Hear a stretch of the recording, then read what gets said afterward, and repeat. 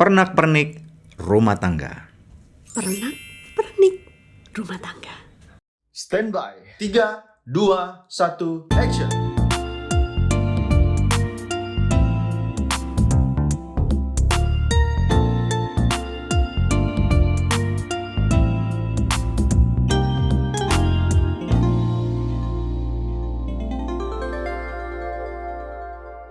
Kembali bersama dengan kami dalam podcast Love Revolution. Karena cinta perlu perjuangan dan tindakan nyata. Bersama dengan saya Daniel dan istri saya Debbie. Ya, kita kembali kepada menjawab pertanyaan. Terima kasih kepada para pemirsa ataupun pendengar yang juga sudah setia mengikuti podcast ini dan kemudian bahkan memberikan pertanyaan. Kita mau jawab pertanyaan-pertanyaan aja supaya kita bisa belajar langsung. Ya. Oke, silakan. Aku mulai ya. Pertanyaan yang pertama nih masuk di meja redaksi. Kayak kantor berita. Ya, ini meja redaksi. Betul.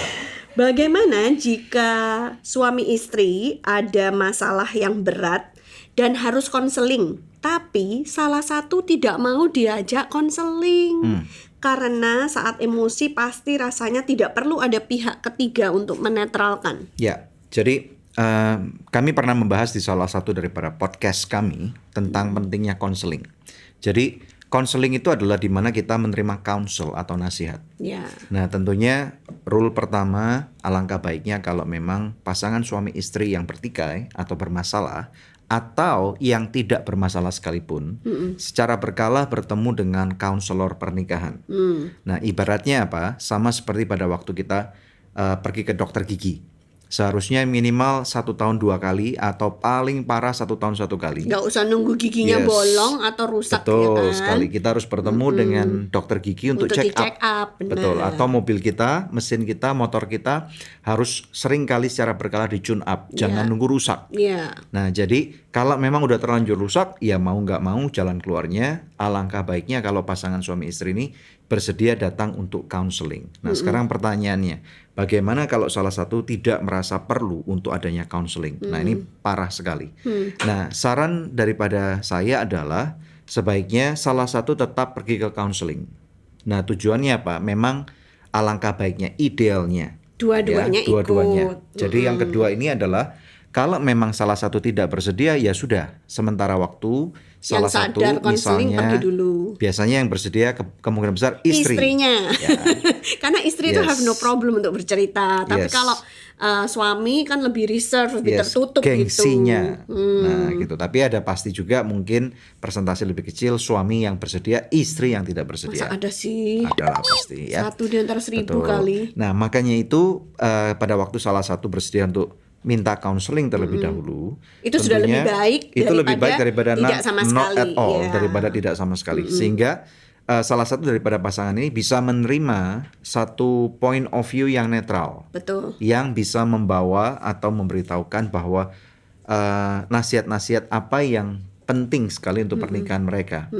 Nah, namun perlu diingat bahwa pada waktu kalian atau kamu pergi counseling, jadilah jujur, terbuka, ya. Jangan cuman untuk membangun suatu point of view kepada seseorang atau counselor itu bahwa Minta dibela. kamu nggak salah, betul ya? Iya. Karena ingat kami pernah ajarkan bahwa kalau pernikahan itu berhasil, tentunya pasti ini kontribusi Dua belah pihak. daripada dua belah pihak, 50-50 atau berapa persen pun. Kalau ada gagalnya berarti kontribusi daripada kedua belah pihak. Ya, tanpa kita Adil. menghakimi. Ya, betul. Jadi kita jangan sampai menggiring opini bahwa suamiku brengsek, istriku nggak mau ini, atau gara-gara mertua, atau gara-gara apa. Jadi tugas konselor tentunya yang ketiga, konselor harus orang yang netral, tidak memihak. Betul. Nah, tentunya kalaupun misalnya pamanmu atau teman baikmu adalah konselor, mungkin sepertinya cari orang yang netral. Ya, sehingga namanya manusia seringkali pandangannya ini tidak objektif, supaya tidak berat sebelah gitu ya. Apalagi kalau misalnya mertuamu adalah konselor pernikahan, saya rasa memang sangat benar untuk tidak bertemu dengan mereka sebagai konselor. Karena pasti namanya anak sedikit banyak akan dibela gitu ya. Jadi kita harus cari benar-benar orang yang netral. Nah, jadi jawabannya itu lebih baik cari konselor. Kalaupun suami atau istrinya belum mau, nggak apa-apa, pergi aja dulu supaya bisa menerima nasihat dan mereka bisa belajar untuk berubah. Iya. Ya. Nah, ini kalau di kelas konselingku ya, karena aku Yes. juga lagi ngambil kelas konseling nih, I'm on my way to be a certified counselor. Wow. Nah, diajarin sama dosen kami di kelas gini. Jadi salah satu pergi konseling dulu, misalkan istrinya. Setelah konseling beberapa saat, istrinya tuh bisa bilang sama suaminya, kamu mau aku berubah kan? Selama ini kamu minta aku berubah kan? Yeah. Nah, bantu aku supaya aku lebih bisa menempuh jalur perubahan ini. Yes.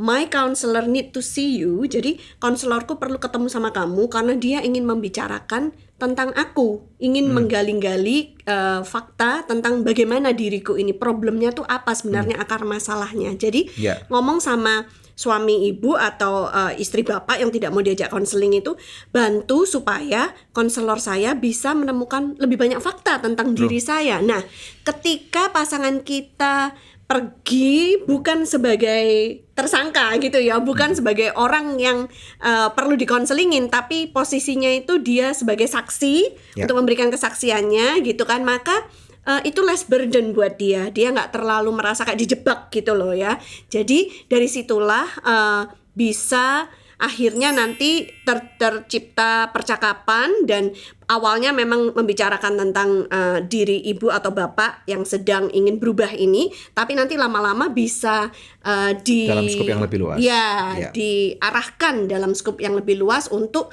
pemulihan keluarga ini benar-benar bisa terjadi. Yes, dan juga ini ya, menurut saya gini, memang betul kebanyakan para pria atau suami itu lebih reserve, tertutup, lebih gengsi gitu ya. Tetapi kalau sekarang pada waktu secara pribadi aku udah jalanin tentang counseling dan yang lain-lain, menceritakan tentang permasalahan, seharusnya nggak ada apa ya, ketakutan para suami untuk datang ke counseling itu nggak tidak terbukti. Nah, karena apa? Konselor itu sudah terlatih untuk menjaga privasi atau tidak menyebarkan rahasia-rahasia daripada counselingnya untuk kepada masyarakat. Betul. Itu karena melanggar kode etik. Ya. Jadi kalau kamu pergi counseling, maka rahasia kalian itu akan aman. Ya, Dijaga dengan aman. baik.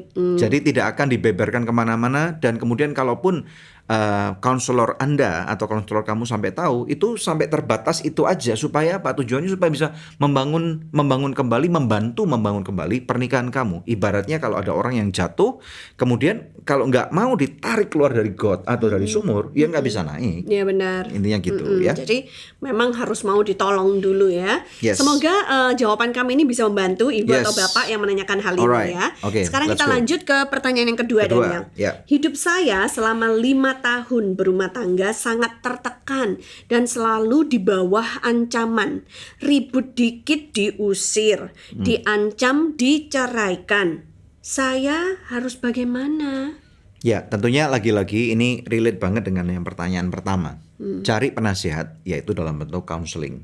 Oke, alangkah baiknya kalau misalnya kalian misalnya pergi ke gereja atau ke rumah ibadah lainnya, pemimpin daripada rumah ibadah itu bisa sedikit banyak sebagai sosok yang disegani, ya biasanya seperti itu oleh keluarga kalian, dan kemudian minta daripada pemimpin rumah ibadah itu untuk kemudian bisa menengahi, atau dalam konteks kami adalah gembala sidang suatu gereja. Ini akan sangat relevan banget karena sebagai bapak atau ibu rohaninya, dan kemudian bisa memberikan nasihat dan kemudian ngomong, semestinya ada apa sih pernikahan kalian ini kok misalnya sampai kayak gini, berantakan gitu ya.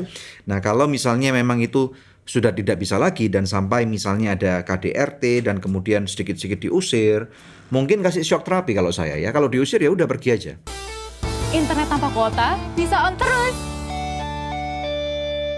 Gitu. Pergi aja. Kalau saya misalnya, karena apa? Kadang-kadang mungkin orang perlu dikasih shock terapi untuk menyadari apa yang mereka missing. Kalau mereka, kadang-kadang manusia itu mempunyai satu kelemahan, yaitu manusia selalu akan take things for granted.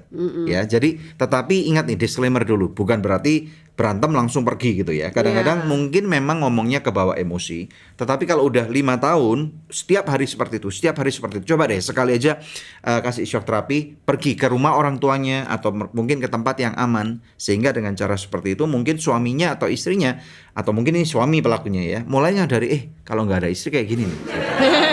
Bersih-bersih rumah sendiri, menurut kamu gimana masak nih? sendiri, Menurut gitu ya, kamu nyuci gimana nih? sendiri. Menurut kamu? Ya, mungkin pergi meninggalkan itu bukan berarti terus berpisah, bukan artinya divorce gitu Yes. ya, bukan artinya bercerai, tapi maksudnya tuh perpisahan sementara waktu. Underline kata-kata sementara waktu, sehingga masing-masing pihak itu bisa Berpikir. reflect ya kan, merefleksikan keadaannya, dirinya dan pasangannya dan rumah tangganya, sehingga bisa mendapatkan angle yang lebih baik gitu. True. Kadang-kadang karena udah terlalu deket dan bermasalah terus, sehingga tidak bisa melihat dari angle yang lain.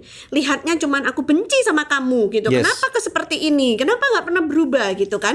Ya. Tapi ketika kita mengambil momen untuk pause, untuk berhenti sejenak gitu kan, sehingga akhirnya itu bisa tercipta mungkin ide-ide yang baru, pemikiran-pemikiran yang baru. Gimana kalau kita misalnya nyoba ini, atau gimana kalau nyoba cara yang itu, karena cara yang lama ditempuh 5 tahun tidak berhasil dijalankan.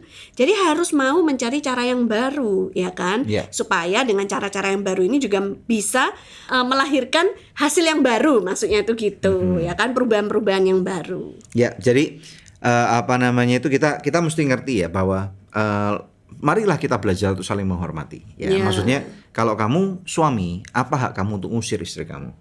Ya, istilahnya Mungkin rumahnya dia yang apakah beli. ya, apakah kamu yakin bahwa kamu memang lebih baik daripada istrimu? Atau mungkin kalau istri, apakah kamu yakin kamu memang lebih baik daripada suamimu?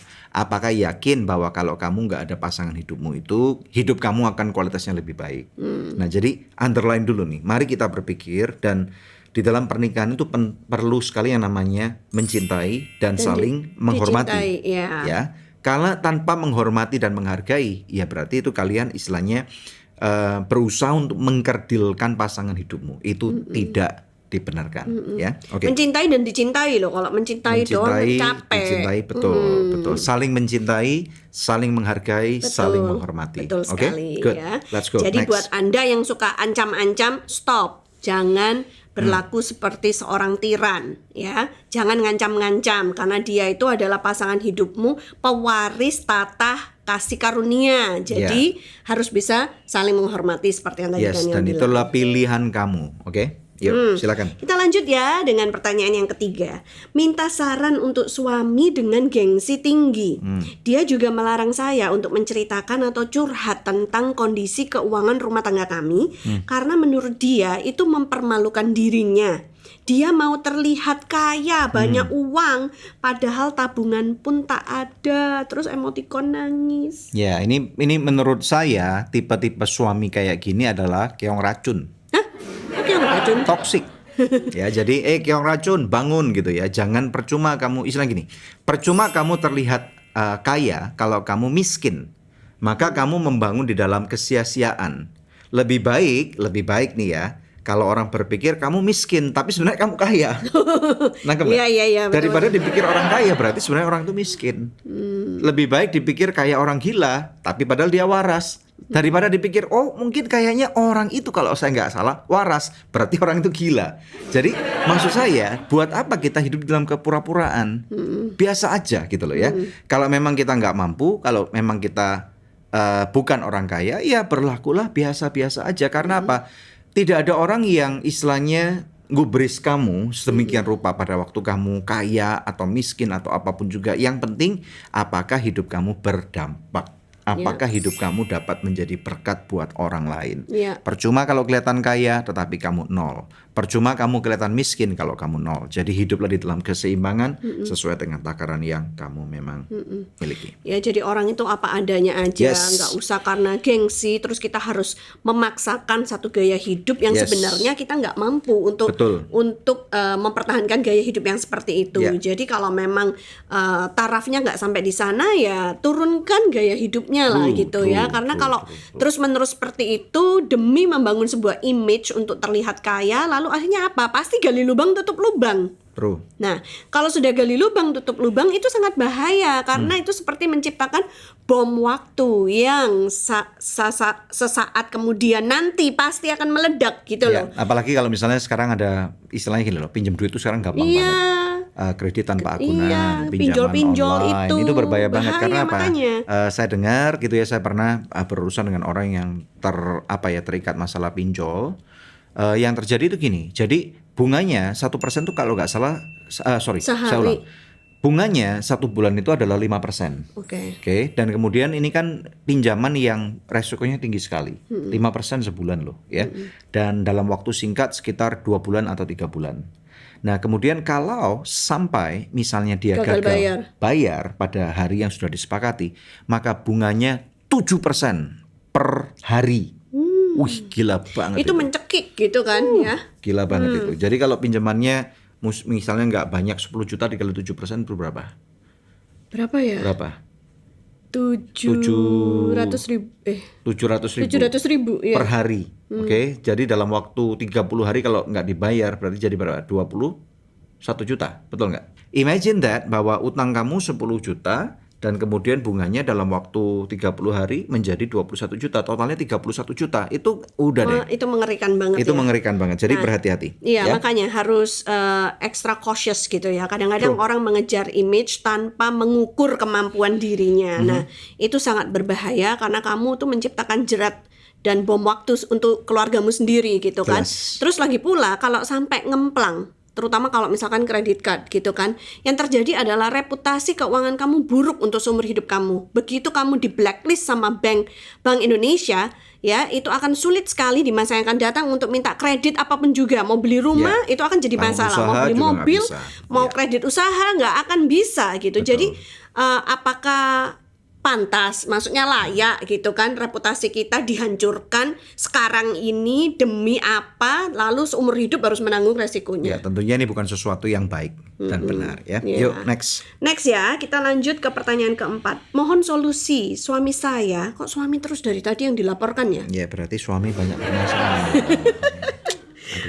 Mohon solusi, suami saya saat ini dipengaruhi orang-orang yang membenci saya, yang menyuruh dia menceraikan saya. Saya sendiri walau 2 kali mengalami gegar otak karena KDRT. Wow. Masalahnya serius ya.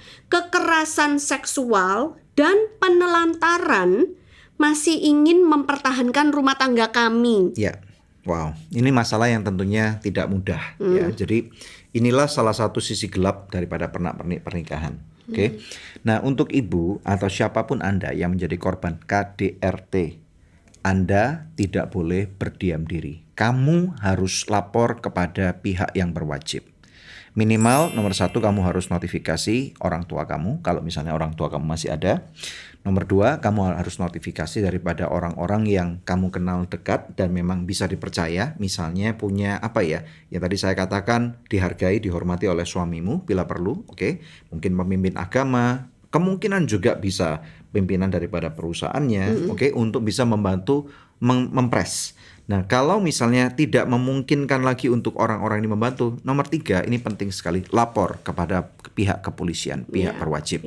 Kita sebagai warga negara Indonesia dilindungi oleh undang-undang, laki ataupun perempuan. Jadi, kalau ada orang yang melakukan kekerasan, terutama walaupun orang itu adalah suami atau istri atau orang tua kepada anaknya sekalipun, kita sebagai warga negara Indonesia dilindungi oleh undang-undang negara ini ya. Jadi lapor kepada pihak kepolisian supaya ada pemanggilan dan pertanggungjawaban daripada tingkah lakunya. Ini wajib sekali. Karena kalau tidak dilaporkan tidak ada efek jera. Ibu sudah 2 kali gegar otak karena kekerasan dalam rumah tangga dan ibu masih bertahan. Saya yakin Tuhan sangat menghargai apa yang ibu lakukan gitu ya. Biasanya mungkin orang sudah nggak kuat mau nuntut cerai, tapi ibu memegang your marriage covenant. Tuhan pasti menghargainya. Tapi kita juga harus tahu satu hal, dan ini dicatat di dalam Alkitab ya, firman Tuhan. Maleakhi 2 ayat 16 itu bilang seperti ini. Sebab aku membenci perceraian, firman Tuhan Allah Israel. Juga orang yang menutupi pakaiannya dengan kekerasan, firman Tuhan semesta alam. Maka jagalah dirimu dan janganlah berkhianat. Nah, ini jelas sekali. Jadi ternyata seringkali kita mendengarkan pengajaran berhentinya di aku membenci perceraian. Tetapi masih ada komanya, dan juga orang yang menutupi pakaiannya dengan kekerasan. Ini bicara tentang domestic violence. Jadi KDRT tidak dibenarkan oleh Tuhan dan tidak dibenarkan oleh firman Tuhan. True.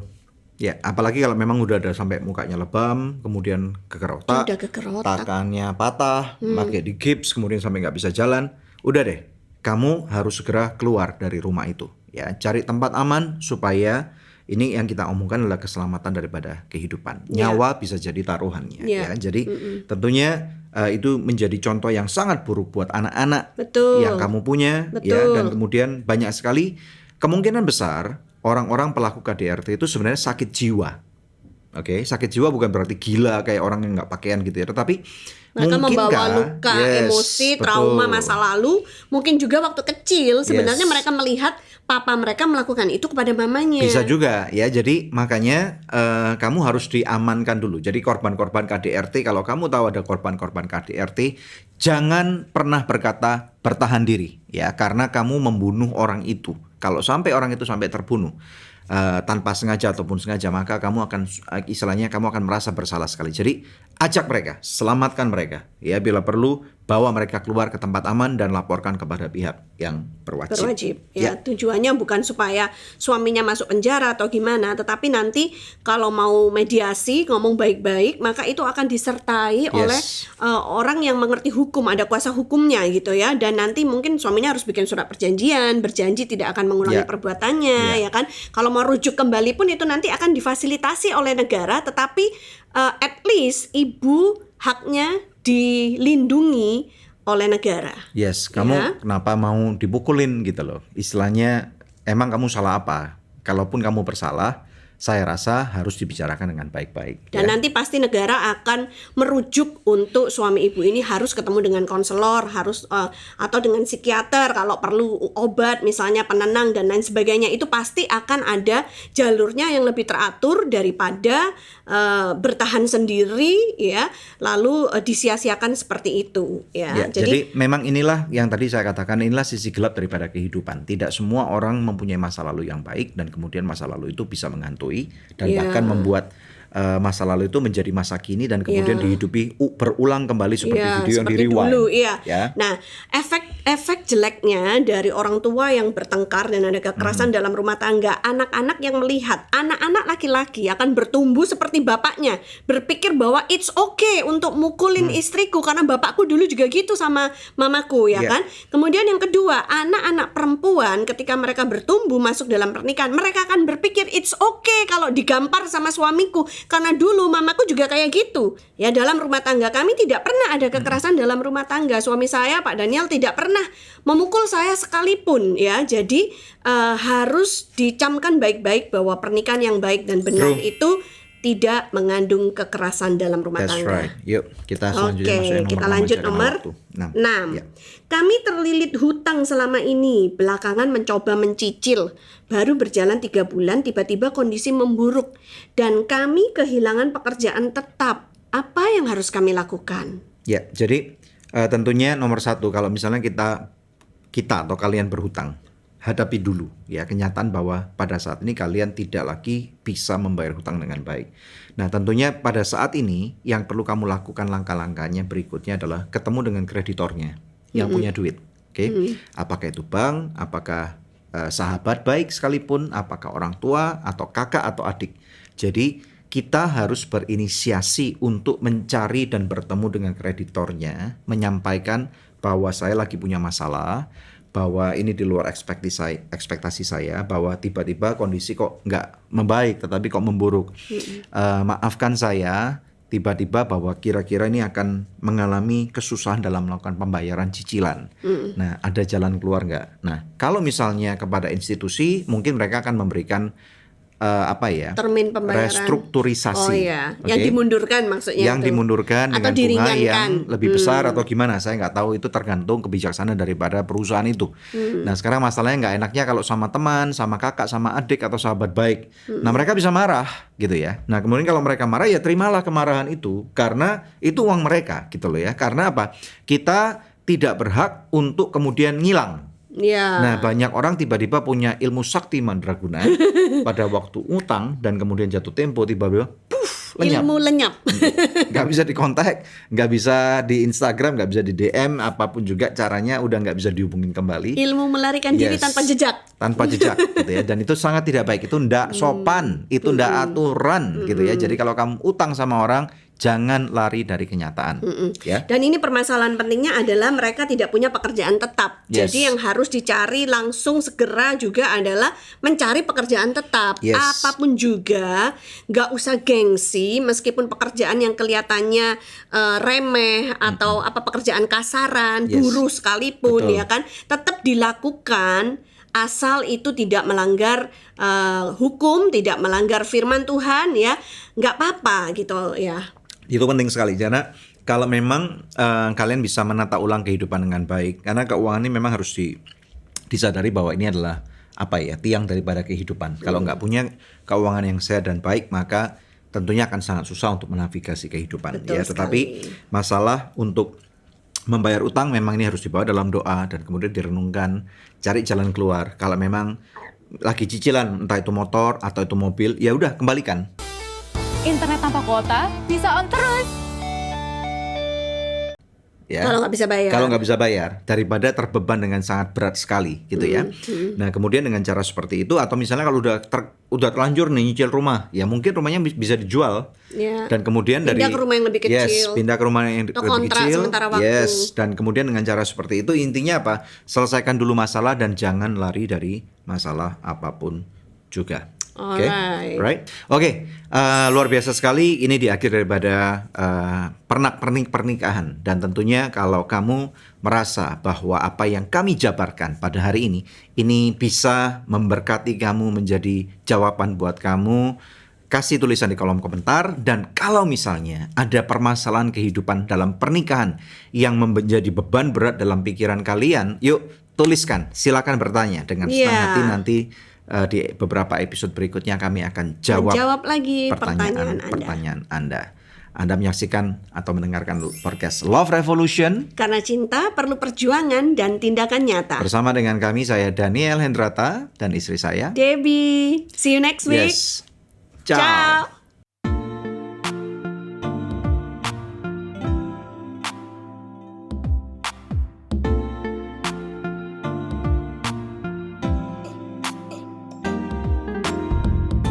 Terima kasih sudah tune in di podcast Love Revolution.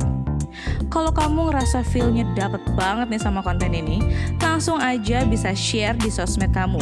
Dan jangan lupa untuk tag dan juga follow Instagram Daniel Hendrata dan juga Debbie Katarina. Kalau kamu mau belajar lebih dalam lagi nih tentang konten Love Revolution ini, kamu bisa dapetin bukunya di Tokopedia.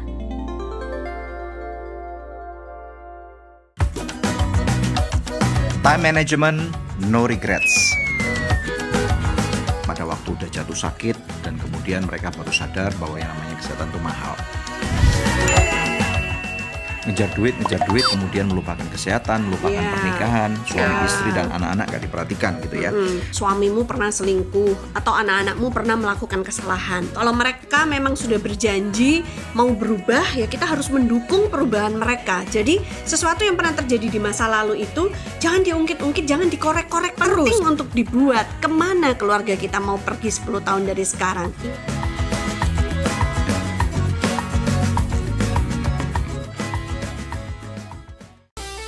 Internet tanpa kuota bisa on terus.